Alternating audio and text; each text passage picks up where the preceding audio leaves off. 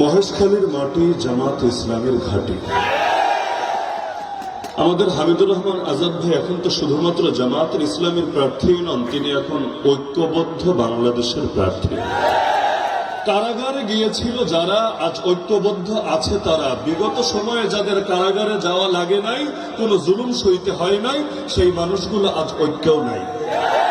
যারা আজ ঐক্যে আছে, সেই ঐক্যবদ্ধ বাংলাদেশের পক্ষ থেকে তিনি শুধু সাধারণ প্রার্থী নন, বরং আমিরে জামাতে সেই মহেশখালীতে যাকে আগামী দিনের মন্ত্রী বলে ঘোষণা দিয়েছেন, তিনি হলেন শেখ হামিদুর রহমান আজাদ।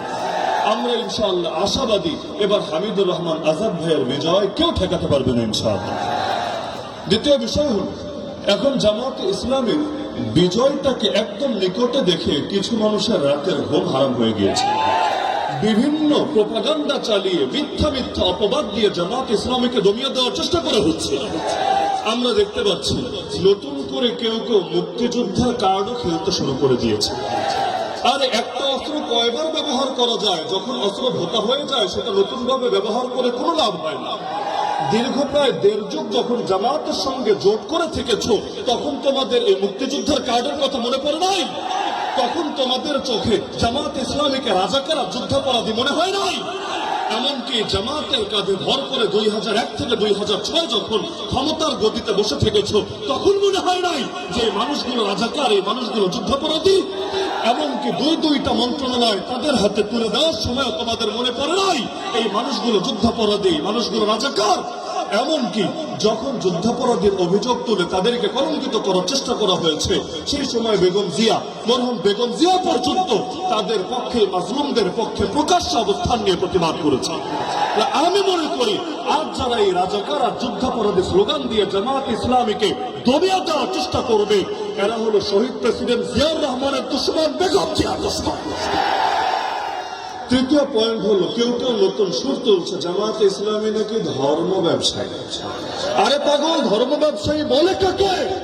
জামাত ইসলামের প্রার্থীরা নির্বাচন আসলে নতুন করে মাথায় টুপি লাগান, নির্বাচন আসলে নতুন করে গায়ে পাঞ্জাবি পরা শুরু করে না, নির্বাচন আসলে নতুন করে তারা নামাজি সাজে না, বরং নির্বাচন আসলেও যেমন সারা বছর থাকেও তেমন।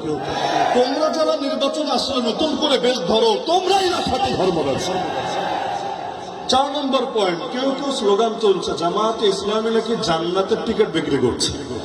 আরে হাস্যকর কথা, যদিও তাদের লোকেরা যে জান্নাতের টিকিট বিক্রি করেছে এর ডজন ভিডিও ইতিমধ্যে সোশ্যাল মিডিয়া ছড়িয়ে পড়েছে। এর চাইতে মজার বিষয়, জামাত ইসলামী জান্নাতের টিকিট বেচবে কিভাবে? যে হারে সব জায়গায় চাঁদাবাজি চলে, জনসাধারণের হাতে টিকিট ধরিয়ে দিলেও তো ভাই জান্নাতের দরজায় যখন যাবে সেখানেও চাঁদাবাজিরা চাঁদা দিতে চলে আসে। যেভাবে সব জায়গায় দখলবাজি শুরু করেছে, ওরা তো পারলে আমাদের আখিরাতের জান্নাতেও দখলবাজি চালানোর চেষ্টা মনে হয় শুরু করে দিবে। 5 নম্বর পয়েন্ট হলো, আজকাল নতুন নতুন ফতোয়া শোনা যাচ্ছে জামাত ইসলামীকে ভোট দেওয়া নাকি হারাম। ধর্মকে কাজে লাগিয়ে ফতোয়াকে ব্যবহার করে জামাত ইসলামীকে দমিয়ে দেওয়ার চেষ্টা করা হচ্ছে। যুক্তি কি? যুক্তি হলো তারা নাকি মওদুদের ইসলাম চায়, আর আমাদের সম্মানিত চাঁদাবাজ ভাইয়েরা মদিনার ইসলাম চায়। যদিও মদিনার ইসলাম তাদেরকে চাঁদাবাজি শেখায়, সন্ত্রাস শেখায়, খুন শেখায়, ধর্ষণ শেখায়, মাদক কারবারি শেখায়, কয়টার নাম বলবো আর শব্দের ভান্ডার ফুরিয়ে যাবে, তবুও তাদের মহান চরিত্র ফুটিয়ে তুলে শেষ করা যাবে। অথচ আমাকে বলেন, মওদুদের ইসলাম বলতে আলাদা কোনো ইসলাম আছে? আল্লাহ নবী যে ইসলাম নিয়ে এসেছেন সেই ইসলামই তো আমাদের সকলের ইসলাম, নতুন কোন ইসলাম নাই আমাদের মাঝে।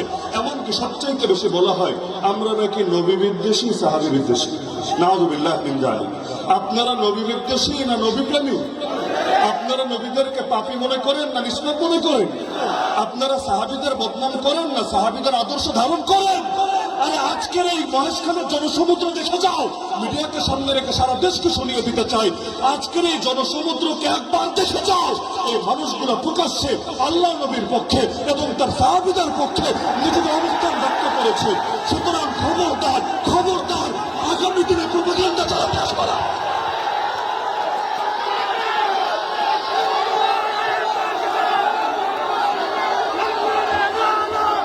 সময় কম, 6ষ্ঠ পয়েন্ট, লন্ডন থেকে এক মুফতি সাহেব নতুন নতুন কার্ড নিয়ে এসেছে।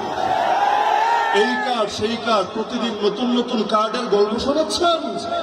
যখন প্রশ্ন করা হয় আচ্ছা কার্ড দিবেন ভালো কথা, কোথাও বলছে 2000, কোথাও 2500, কোথাও 5000 পর্যন্ত। আজকে কক্সবাজারে বিভিন্ন এলাকায় গিয়ে শুনলাম তো কার্ডের টাকা আসবে থেকে, কিডনি বেচে দিবেন না রক্ত বেচে দিবেন? আজও পর্যন্ত পারছে না সুস্পষ্ট কোনো ব্যাখ্যা দিতে। পারবে কিভাবে? এটার জন্য ন্যূনতম পড়ালেখা তো লাগে। এক ইন্টার পাশের বিদ্যা দিয়ে আর কয়টা জবাব দিবে? এমনকি যদি বলেও ব্যাংক থেকে টাকা ছাপিয়ে ছাপিয়ে কার্ডের টাকার ব্যবস্থা করবে। আর যখন এভাবে টাকা ছাপাতে শুরু করবেন, প্রতিটা জিনিসের দাম যখন আকাশ ছোঁয়া হবে, বাজারে মূল্যস্ফীতি হবে, ওই সময় আপনার কার্ড দিয়ে আমাদের কোন ফায়দাটা হবে? ওই বাংলা একটা প্রবাদ আছে, ভিক্ষা লাগবে না কুত্তা সামলা। তখন তো জনগণ বলবে আরে তোদের কার্ড লাগবে না, দ্রব্যমূল্য সামলা। সর্বশেষ দুটো পয়েন্ট বলে আমি আমার আলোচনা শেষ করব। ইদানিং এমনকি এই এলাকার মধ্যেও আজকাল এমন এমন আওয়াজ তোলা হয়েছে, জামাত ক্ষমতায় গেলে নাকি শরিয়া কায়েম করবে না। এই জাতীয় একটা কথা বলা হয়েছিল। ওদেরকে ধরে জিজ্ঞেস করেন পাগল, শরিয়া বলতে বুঝিস কি? আগে ক্লিয়ার কর। শরিয়া মানে খালি চোরের হাত কাটা? শরিয়া মানে খালি কেউ জিনা করলে পাথর মেরে ফেলা? এর বাইরে শরিয়ার কোনো শিক্ষা নাই? আরে আল্লাহ যেটা বলেছেন সেটাই তো শরিয়া, নবী যেটা শিখিয়েছেন সেটাই তো শরিয়া। জামাত কি বলছে? ক্ষমতায় গেলে ইনসাফ কায়েম করব। ইনসাফকে শরিয়ত না, বৈষম্য দূর করব। এটাকে শরিয়ত না, গরিব দুঃখীর হক আদায় করব। এটাকে শরিয়ত না, নারীদের ইজ্জত নিয়ে কাউকে ছিঁড়ে মেরে খেলতে দেবো না। এটা শরিয়ত না। আরে তোমরা শরিয়ত বলতে বোঝাও কি? শরিয়ত বলতে বোঝাও কি? এমনকি তারা যে প্রলোভন দিচ্ছে ক্ষমতায় গেলে তারা শরিয়ত কায়েম করে উল্টিয়ে ফেলবে। এটা কোন শরিয়ত? গতকালও তো আমি দেখেছি, আমি নিজ কানে ভিডিও, সরাসরি তো ছিলাম না, এই মাঠের কথা বলছি। এই মাঠে আমার নাম ধরে নিকৃষ্ট ভাষায় গালিগালাজ করা হয়েছে নাকি হয় নাই? আমাকে আজকে এখানে আসতে দিবে না এরকম ঘোষণা অথর্ব দিয়েছে নাকি দেয় নাই? এই গিবত করো তোমাদের শরিয়া, গালিগালাজ করো তোমাদের শরিয়া, হুমকি ধমকি দেওয়া তোমাদের শরিয়া, গুন্ডামি রাস্তানি করো তোমাদের শরিয়া। বেটা ফাজিল ভোটাবে জায়গা দাও না। যতদিন একসাথে থাকো তখন কোনো দোষ নজরে পড়ে না, যখন আলাদা হও তখন ফতোয়া দিতে দ্বিধা করো না। মনে রাখবেন, আমরা ফতোয়াকে বিশ্বাস করি, কিন্তু ফতোয়া দিয়ে কেউ যদি ইসলামের জাগরণ, বাংলাদেশ পন্থীদের জাগরণ রুখে দিতে চায়, আমরা তাদেরকে সুযোগ কিছু দেব না। আমার সর্বশেষ পয়েন্ট, ভোট হলো আমানত, ভোট হলো ওয়াকালত, ভোট হলো সুপারিশ। সুতরাং ভোট দেওয়ার আগে আল্লাহর ওয়াস্তে প্রত্যেকে নিজের বিবেকের কাছে দায়বদ্ধ থেকে ভোট দিবেন ইনশাআল্লাহ।